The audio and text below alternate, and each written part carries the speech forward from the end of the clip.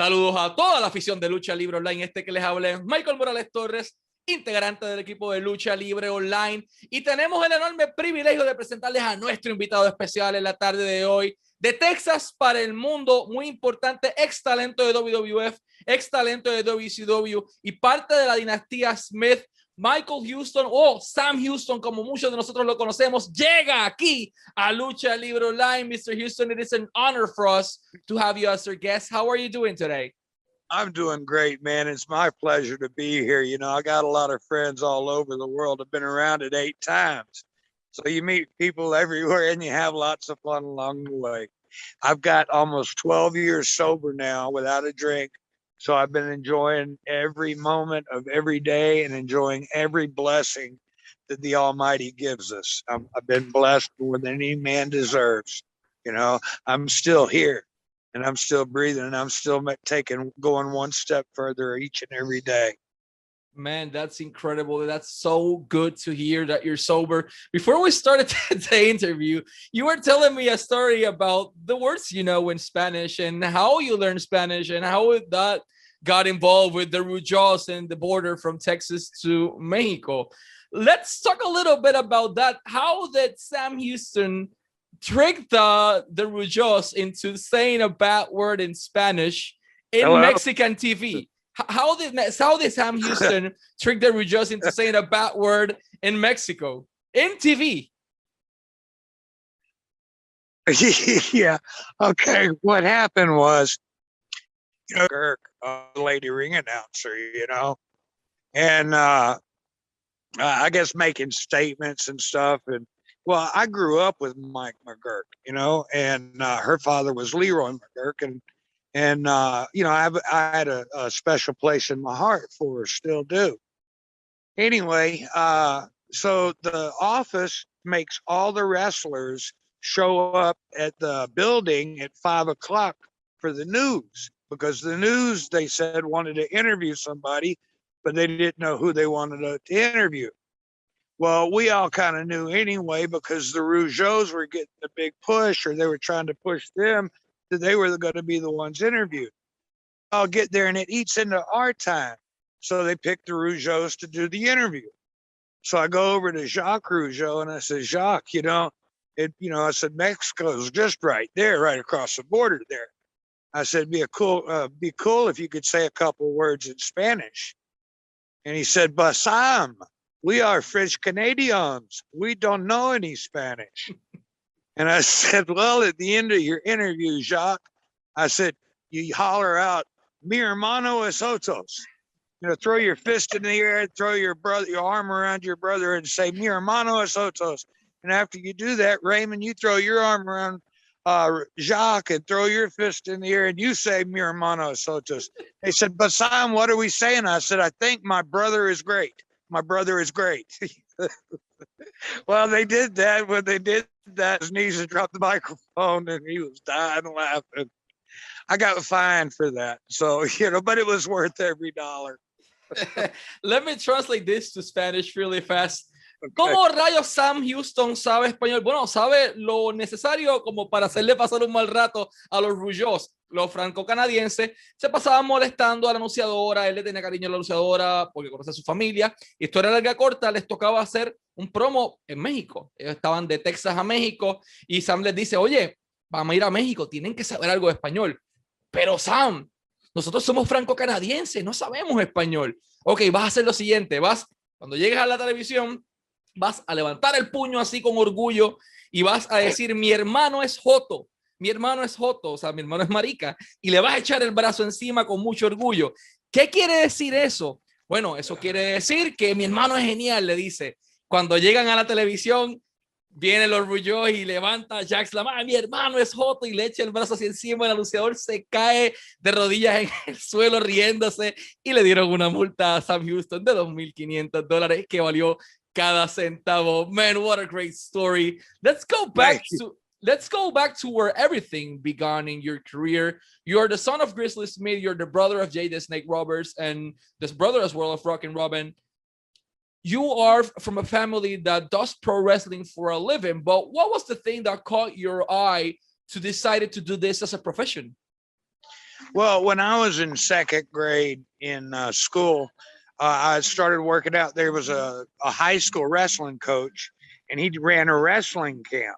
I was on the road every day. I lived in 21 different parts of the country before I started first grade.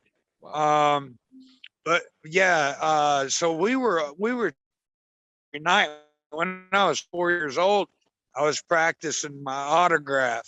When I got in this, we grew up wrestling around. So when the opportunity came to go to a wrestling camp run by this coach, I signed up. Well, my friends Danny Hodge and Jim Shields and Herb Calvert and all these guys, I was with them every night. So when they found out that I had signed up for amateur wrestling, they all showed up for my camp. And my coach went nuts because now, he's an English teacher or something, at the school. But now he's got NCAA champions and, AAU champions and stuff like that. I mean, he's got legit badasses, helping with his high school kids. And so therefore he let me work out with them a lot, on my own, because I could bring my friends and they could show them much more than an English teacher or a high school coach could. So, I was grooming myself since then. And then when I turned 17, I had to have my tonsils taken out, and the doctor messed up. And that's where the scars on my neck are. The doctor messed up, and actually the anesthesiologist, and they punctured my windpipe and blew me up full of gas. I had a massive heart attack on the operating table, and passed. I flatlined for 2 minutes. At 17? Uh-huh. Wow. Yeah. It'll be in the book, but what they did was they punctured the back of my windpipe and then filled me up with that gas to knock me out. Well, it all went through that hole in the back of my windpipe, and surrounded my heart and lungs on the outside. They had to cut my neck here and here and bleed the gas out. These wounds were opened up and tubes were run down there for gas to get out. Wow. It was a bad thing. I didn't eat food that year first till August the 13th, and I dropped over 100 pounds. So it took me a while to gain my weight back and then get started in wrestling. But I did. But when I went to get started, I worked out with George Weingroff, and he put me through the ringer. I mean, he taught me how to wrestle by feel, not by sight. And I thank him so I've always known how to take care of myself. Anyway, with him, and he went to my dad and said, he's ready. I'd worked out with Randy Tyler. I'd worked out with others. My dad already lost. I'm not going to lose yet. So I talked to Dusty Rhodes, and he said, come down to come down to Tampa, Florida, and we'll talk. And I went down to Tampa. I left home, went down to Tampa. I told Dusty I didn't want to wrestle under my family name, and he changed my name to Sam Houston. Wow. Let me translate this to Spanish. La travesía comienza desde los 4 años. Él estaba ya firmando su autógrafo desde los 4 años queriendo ser luchador. En segundo grado ya él sabía que esta era la decisión que él quería para su vida. Antes de ese tiempo ya había vivido en 21 lugares diferentes de Estados Unidos. A los 17 toma la decisión de hacer eso y le están haciendo una operación. Y en la sala de operaciones para las amígdalas, hubo un problema con la anestesia y el procedimiento quirúrgico que su corazón se detuvo por 2 minutos. Él dejó de vivir por 2 minutos. Lo reviven, no pudo comer por 1 año comida regular por el proceso que le hicieron, que fue un procedimiento malpractice médico. Perdió como 100 libras, dándole adelante al tiempo. Varias personas, George, pero entre ellos Dusty Rhodes es la primera persona que lo jala para Tampa y le dice, vente para acá, yo te voy a entrenar. Y Dusty Rhodes es la persona que le brinda ese nombre de Sam Houston en un inicio. So Dusty was the one who gave you the name Sam Houston in the beginning. You trained with him, you trained with your dad as well, you trained with Magnum TA. No, actually, no, I didn't train with Dusty. I didn't train with my dad. I didn't, the training I got when I was growing up, I was going to the matches every night, And when I walk in the dressing room, you know, I got all the guys come, hey, kid, come here. Let me show you this, you know. And they would show me the moves and everything like that. And it was really actually Dusty down in Florida that gave me the opportunity to be able to get in the ring every night for that first 3 months of my career. So therefore, I was able to work on my craft, listen to the other wrestlers' feedback on the trip back home, drinking beer or whatever, and then be able to apply that the next night instead of having to wait a couple of weeks or in some cases months before you get back in the ring again. You know? So you didn't have any proper training, basically. You just saw what people were doing. You were basically born in this business and just basically went for it and learned the road. Yeah. I mean, wow. I was hitting the ropes when I was 12 years old because I was going to the towns and setting the rings up. When I was 15 years old, I ran the ring crew for Bill Watts in Mid-South. You know, and well, here's a joke. You know who has held every Mid-South title there is? Me. I was the ring announcer and timekeeper a lot of times. So I held every belt at ringside literally that they had, you know.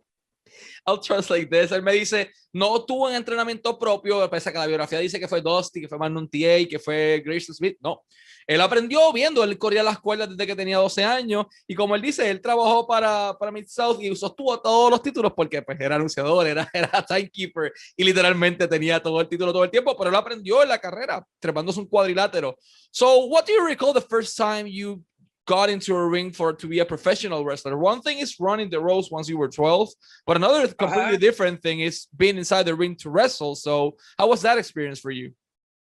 Well, I think I must have peed about 10 times during the national anthem, you know, and then I went out to the ring and I didn't have a ring jacket. Dusty just told me to wear a cowboy hat. And I've been wearing a cowboy hat for years anyway. So I wore my cowboy hat to the ring. When I got in the ring at Fort Homer Hesterly Auditorium in Tampa, I was born as a child in 1963. So it was ironic that my first match was in my actual hometown. Well, when they announced me, I took my hat off and was going to say, hey, a big hey to everybody and wave it around. But the top rope only came to the top, or actually it was right at my waistline. And when I took my hat off like that, I flipped backwards over the top rope, landed on my feet, rolled up underneath the bottom rope, stood back up and was hoping nobody saw what just happened. And then I got in the ring and I wrestled with Charlie Cook. You know, he beat me in about 9 minutes, you know, but it was a good, solid match. And then my next experience in the ring was the next morning at TV. You know, that big monster, he doesn't like wrestling moves, you know, and he wore me out pretty good, but I took it, you know. And then that night I wrestled Angelo Mosca Jr., you know, and then it just went on, you know, and I began learning and picking it up, and the timing came, you know, and it's a dance for me, you know. A lot of wrestlers are mad when they go to the ring, or they're, you know, just got this other most of the time, because I'm enjoying what's happening. This is my passion. This is my dream. I've reached for the golden, you know, the reach for the gold ring, and I've grabbed a hold of it. I've held championship titles, you know, but none of that means that much anymore to me. What means the most to me right now in my life is my relationship with the audience and everybody else. I want to see people as I can up in heaven, you know. And the Messiah tells us in his word, the road gate is narrow and few ever find it. Well, the way you find it is get in the word, study the word, you know, and don't just all the right there. Man, I've done a 10-year prison sentence. I've gone through hurricanes. I've lost everything in floods. I've been in earthquakes, that big one in Northridge. I've been in all of it. And all I can say is the Almighty has kept me going through. Every day since January the 12th, 2010 has been a blessing. They put me in jail. and I was on Murderer's Row. After 2 days, I couldn't stand it. I made 2 nooses out of my sheet, and I ran them through the bars. I put the nooses over my neck. I knew I could snap my neck if I jumped off the top bunk. When I jumped, right before I jumped, I said a prayer. I said, God, only you can stop this. And I jumped because I wasn't going to live 30 years in prison, not in that situation. And I jumped, and both knots broke. They didn't tear. They didn't, pull apart. They broke. I tie knots for offshore. I know how to tie a knot. They shouldn't have broke. My feet were bruised for 3 weeks. I jumped from a distance no more than 6 feet. I do that all the time wrestling and never hurt my feet. But I jumped that night. Now my feet, I hit the ground with such force. My feet were hurting for weeks. And I know the Spirit threw me down. So I dropped to my knees and I promised God I'd never try to hurt myself again. That I'd do the best I could every day. That each day that I would try to be a better man than I was the day before. 5 days later, they came and they chained me up and they took me to go see the chaplain. I walked in there with chains and shackles on, and he said, your mom's dead. You can use the phone. So I called my sister, Rockin' Robin. She made arrangements for me, but I was there. The deputy took the chains off of me because I had helped his friend in a situation at an event one time, and he knew he felt he could trust me. And then they took me back. Well, when they did that, I got back in my cell, and I dropped to my knees, and I promised myself, I promised my Creator, the Almighty, I promised my children and my mother in heaven that I'd never drink again. Now, I had quit drinking earlier in August, but I've had relapses and relapses and relapses. But that night I drew a line in the dirt. I stepped across it, and I'll be damned if anybody pushes me back over it. Man, we're so proud of what you accomplished in your life. Let me translate this beautiful story to Spanish. Vamos a donde todo inicia. La primera lucha sí fue con Charlie Cook. Él se trepa al cuadrilátero con su sombrero que Dusty le dice que se ponga. Él se cae accidentalmente y esperó que nadie lo notara. Y así de ahí en adelante, pues tiene varias luchas y poco a poco lo logra. Pero lo bonito de esta historia es que él cuenta cómo en el 2010, en marzo 12, él conoce o entrega su vida a Dios. Él estaba en una cárcel con una pena sumamente alta, tenía 2 sábanas, las amarró un nudo, se la pone en el cuello, sabía que si se tiraba de la litera de arriba, más o menos 6 feet, 6 pies, iba a morir. Él dice, bueno, Dios, tú eres el único que puede detener esto. Y el hombre en la cárcel, dispuesto a acabar con su vida, se lanza y se parten los nudos. Él dice, he amarrado nudos toda mi vida. Es un vaquero, toda su vida ha hecho nudos, sabe hacer un nudo. Esos nudos se partieron. Los pies le estuvieron hinchados por semanas por esa caída, cuando él ya había hecho esto múltiples veces en su carrera. Para un cuadrilátero más alto es un poste del cuadrilátero para afuera, y lo hacía todo el tiempo. Y de ahí en adelante él decide entregar su vida a Dios, dejó todo el alcohol. Dice, sí, él la entregó antes y dejó el alcohol antes, pero tenía caída, recaída tras recaída. Su madre fallece estando en la cárcel. Tienes una llamada, el diputado le dice que puede llamar a alguien, llama a su hermana, Rockin' Robin, hacen los arreglos para que él pueda estar en el funeral de su mamá. Le confiaron para que no tuviese las cadenas puestas porque él ya había ayudado a la persona anteriormente, y confiaron en él. Regresa a la cárcel y él dice, de ahí en adelante yo no volví a tocar una gota de alcohol, se lo prometí a mi familia, a mis hijos, a Dios, a todo el mundo, y así mismo lo ha cumplido desde ese momento en adelante. Man, your story is so incredible. It's beautiful, man. I'm really glad that you're doing well. I'm really glad that you're on your feet, that you are saved, and that you're advocating for other people to do the same, to enter, to give their lives to the Lord. It's simply beautiful, man. Well, he's given me a lot of blessings. Through my career, I've got to meet,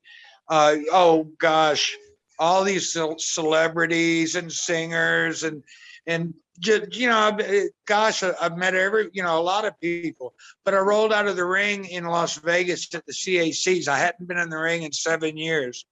And Chris Christopherson, the Highwayman, he wrote the song Me and Bobby McGee, big country music icon, was sitting front row, and he got up and he stuck his finger in my face and he said, "You're the real deal, man."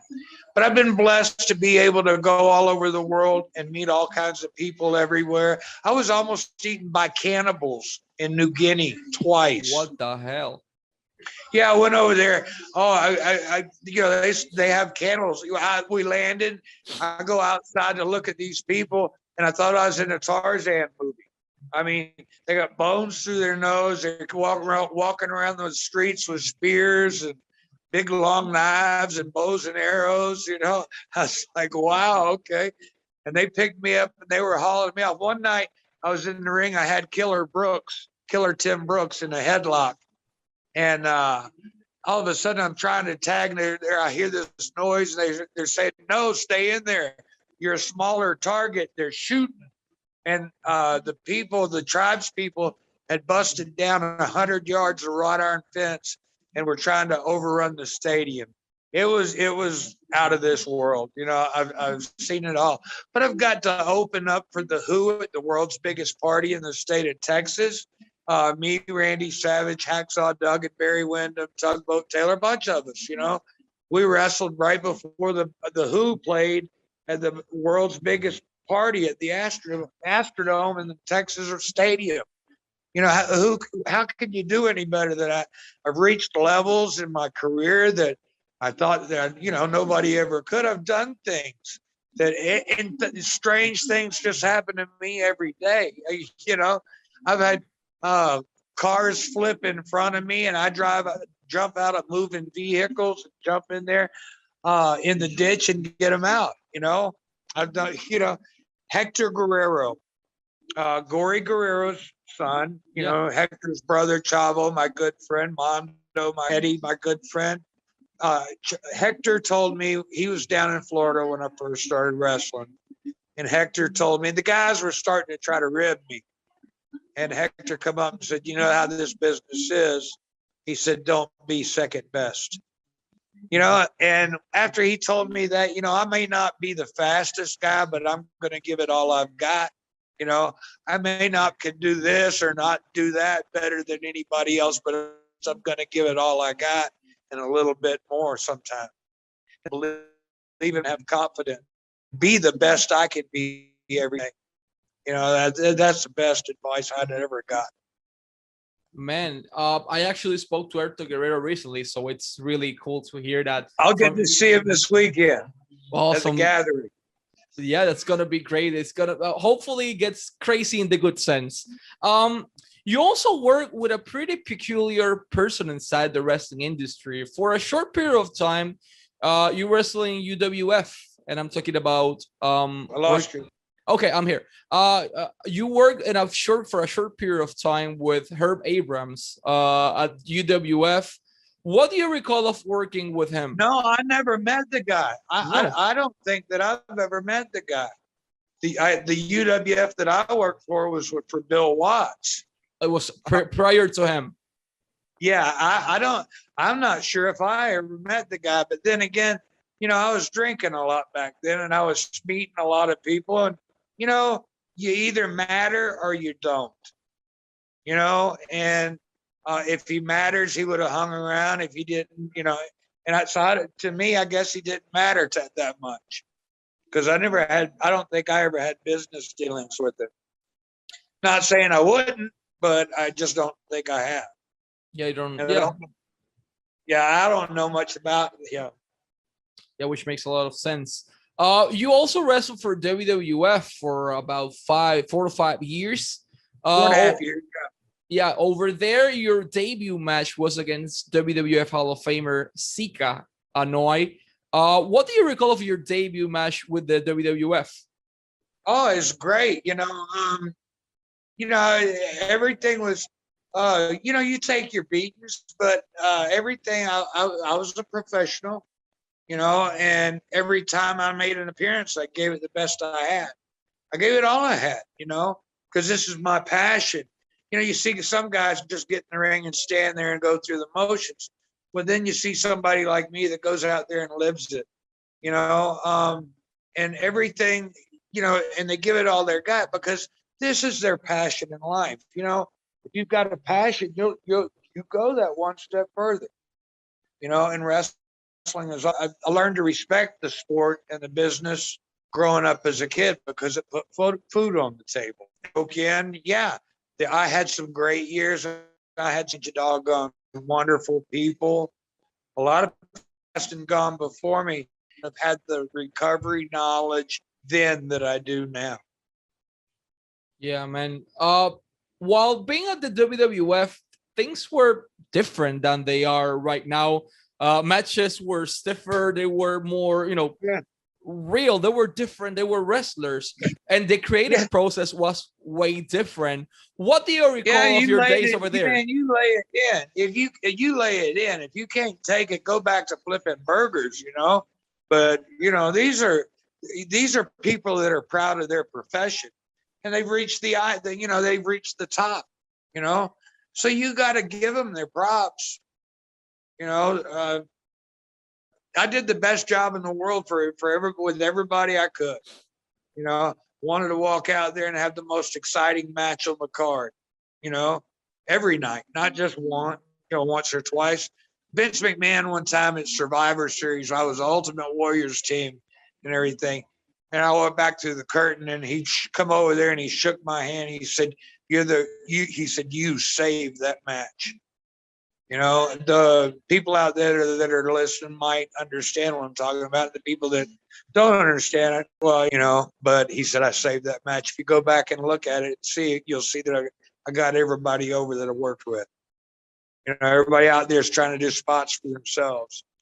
So, but, you know, it's not about that. It's about, you know, it's about the entertainment. It's about the reality. It's about being the best you can be, you know.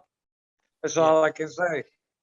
I'll translate this briefly to Spanish altogether. Él menciona su estadía en WWF fue su debut con Sika Anuai fue bueno, la estadía fue buena, le gustaba lo que estaba haciendo, era trabajo en aquel momento dado, como él dice, si no aguantabas un puño bien dado a la cara, go back to flip burgers, vete a darle vueltas a los hamburguitos porque no estaba hecho para esto, se trabajaba, era fuerte. En Survivor Series, él estaba en el equipo de Ultimate Warrior y cuando se entran todos por la cortina, Vince McMahon le echa el brazo y le dice, you saved this match, acabas de salvar esta lucha, porque pues él dice como que no lo veía así porque cada cual estaba haciendo lo suyo, pero Vince lo vio de esa manera y él entiende que vamos a decirlo de esta manera, le salvó esa lucha en Survivor Series.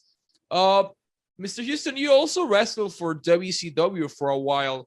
You made your debut there, then go back to the independent circuit, then went back for a year and a half or 2 years approximately. How was your experience working with this company? It was all right. You know, I liked it better when Crockett had it. When all the other stuff started happening and everybody else that weren't actually that knowledgeable about the wrestling business got put in charge of things, you know, you look at it like you're on a sinking ship. And I had other opportunities that, you know, I thought were the right thing to do. It turned out to be a decision, you know, that affected me financially on my part for a little bit. But then Charlie Norris got involved and we were tagging up. We started going to Japan and everywhere else. So, you know, my thanks to Charlie, and he thanks me too. You know, we're still greatest of friends. We'll always be. We're blood brothers. You know, I wanted to say something about wrestling with Sika, though. A couple of years ago, after I lost everything in the floods in 2016, this promoter in Florida, I fell for his line of crap. And he got me to Florida and then left me high and dry. Well, I started, I got a room from a lady who was, she was paralyzed from the waist down. She'd been in a horrible wakeboarding accident. And I moved in with her, rented a room from her. Well, because of my motivation and everything else, she started working out and training. And within 3 months, she could put her leg braces on and walk for 2 hours a day. Wow. Now she gets pulled behind a speedboat on a surfboard with a seat welded to it and does all them flips and flipping around and all that other stuff. And she rode a jet ski for the first time in years. 2 years ago, she rode that for the first time in 10 years. So a lot of amazing things have, maybe the things that have happened, Almighty put me there to help somebody else. And that's what I'm here to do. And man, it's been more than an honor to have you here as our guest. I know you have a lot of things to do now. Honored to have you in Lucha Libre Online, Mr. Houston. Always wishing you success in your career and in your personal life. And let's wrap it up in Spanish. Este fue Sam Houston y Michael Morales Torres para Lucha Libre Online, la marca número 1 de Pro Wrestling y Combat Sports en español. I'm looking forward to coming back. We will have you again, sir. Thank you very much. Thank you.